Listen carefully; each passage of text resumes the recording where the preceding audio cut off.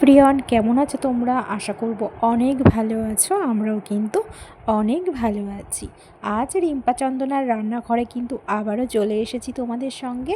নতুন একটি দিন, নতুন একটি রেসিপি নিয়ে কিন্তু আবারও হাজির হয়েছি। তো কাঁচকলার খোসা বাটা, কাঁচকলার খোসা ফেলে না দিয়ে এইভাবে একবার বাটা খেয়ে দেখুন বন্ধুরা, দুর্দান্ত লাগে খেতে। তো কাঁচকলার খোসা কিন্তু আমরা আগেও বাটার একটি রেসিপি দেখিয়েছি, কিন্তু আজকে একটু অন্যরকমভাবে কিন্তু বাটাটি করব, সেটি তোমাদের সঙ্গে শেয়ার করছি। তো এই যে আমি কাঁচকলার খোসাটাকে ছাড়িয়ে নিচ্ছি, আর কাঁচকলাটাকে কিন্তু আমি অন্য একটি রেসিপি করব, সেই ভিডিওটা কিন্তু তোমাদের অন্যদিন শেয়ার করব। তো আজকে আমি করব কাঁচকলার খোসা বাটা। তার জন্য কাঁচকলা, এই যে কাঁচকলাটাকে আমি ছাড়িয়ে খোসাটাকে কিন্তু বেশ ছোট ছোট করে কিন্তু আমি কেটে নিয়েছি। আর এই যে আমি একটি পাত্রে কাঁচকলার খোসাটাকে কিন্তু ভালো করে কিন্তু ধুয়ে নিয়েছি। দুর্দান্ত লাগে বন্ধুরা, তোমরা একবার না খেলে কিন্তু একদমই বুঝতে পারবে না। তো এর মধ্যে সামান্য একটু হলুদ আর সামান্য একটু লবণ আর এই যে কাঁচা সর্ষের তেল ছড়িয়েছি। এবার কিন্তু আমি গ্যাসটাকে কিন্তু অন করে কিন্তু আমি সেদ্ধ করতে বসিয়ে দেবো, একটু নাড়াচাড়া করে। তো এই যে আমি সেদ্ধ করতে বসিয়ে দিয়েছি। তো এবার একটু ভালো করে একটু নাড়াচাড়া করে নেব, খুব ভালো করে কিন্তু নাড়াচাড়া করে নিতে হবে। তো এই যে আমাদের কিন্তু সেদ্ধ হয়ে গেছে। এবার কিন্তু আমি এটাকে নামিয়ে ফেলবো, একটু ঠান্ডা করে জলটাকে ভালো করে আমি ঝরিয়ে নেব। আর এদিকে একটি কড়াইতে আমি সর্ষের তেল দিয়েছি, আর এই যে দুটো শুকনো লঙ্কা, যেহেতু একটু অন্যরকমভাবে করব, আগেও তোমাদের সঙ্গে শেয়ার করেছি কাঁচকলার খোসা বাটা, কিন্তু তখন করেছিলাম অন্যভাবে, আর আজ করব আর একটু অন্যরকমভাবে। তো এই যে শুকনো লঙ্কাকে আমি ভেজে নিয়েছি, আর এই যে 10-12টা মতন কিন্তু আমি এখানে রসুন নিয়েছি। রসুনটাকে কিন্তু একটু ভালো করে ভাজা ভাজা করে নেব। আর এটাকে কিন্তু এই যে কাঁচকলার খোসাটাকে আমি ভালো করে জলটাকে ঝরিয়ে একটি মিক্সির জারে কিন্তু দিয়ে দিচ্ছি। খুব ভালো করে জলটাকে ঝরিয়ে ঠান্ডা করে নিয়েছি। খোসাগুলিকে আমি মিক্সির জারে দিয়ে দিয়েছি এক এক করে। আর এই যে দুটো কাঁচা লঙ্কা দিয়েছি, সামান্য একটু অল্প জল দিয়ে আমি কিন্তু ভালো করে বেটে নেব মিক্সির জারে। আর এদিকে কিন্তু রসুনটাও কিন্তু বেশ ভাজা হয়ে গেছে, দেখো রসুনটা ভাজা হয়ে গেছে।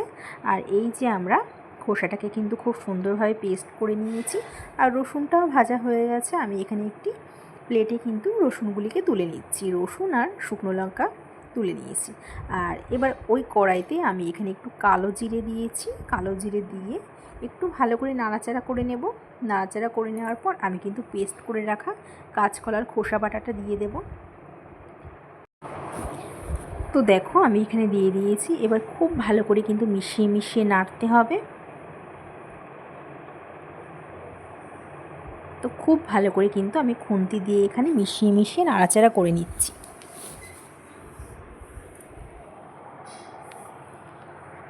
এইভাবে কিন্তু আমি খুব ভালো করে নাড়াচাড়া করে নেব।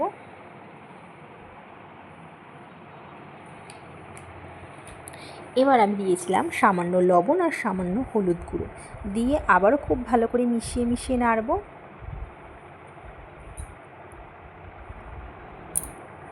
এখানে কিন্তু খুব ভালো করেই কিন্তু নাড়তে হবে, নাড়া বন্ধ দিলে একদমই চলবে না।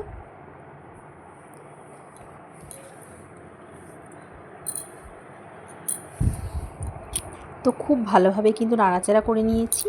আর এদিকে এই যে শুকনো লঙ্কা আর রসুনটাকে কিন্তু আমি একটু হাত দিয়ে কিন্তু মেখে নেব। এই যে হাত দিয়ে রসুন আর শুকনো লঙ্কাটাকে আমি ভালো করে মেখে নিচ্ছি।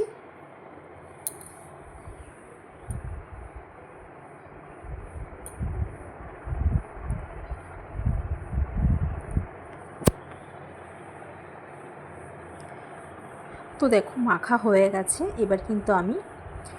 এবার কড়াইতে কিন্তু রসুন আর শুকনো লঙ্কা দিয়ে দিয়েছি, বেশ একটু ঝাল ঝাল করব। এবার কিন্তু খুব ভালো করে কিন্তু মিশিয়ে মিশিয়ে নাড়াচাড়া করে নেব, খুব ভালোভাবে মিশিয়ে নিতে হবে।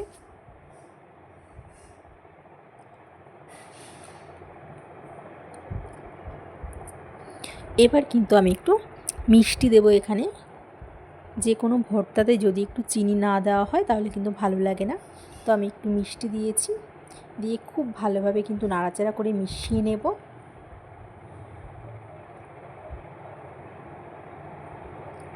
দেখুন কতটা করেছি আর কোনটুকু হয়ে গেছে। এবার কিন্তু আমি নামিয়ে ফেলবো। এই যে তৈরি হয়ে গেছে আজকে আমাদের কাঁচকলার খোসা বাটা।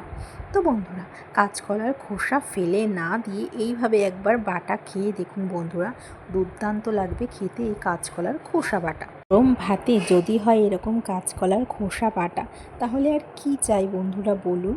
এই যে আমি গরম ভাতে কিন্তু কাঁচকলার খোসা বাটা দুপুরে কিন্তু খাবো।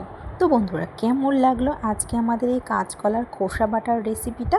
যদি ভালো লেগে থাকে অবশ্যই কিন্তু কমেন্ট করে জানিও যে তোমাদের কেমন লেগেছে। তো বন্ধুরা, আজ এই পর্যন্তই, আবার দেখা হবে নেক্সট ভিডিওতে। ততক্ষণ তোমরা সুস্থ থেকো, ভালো থেকো।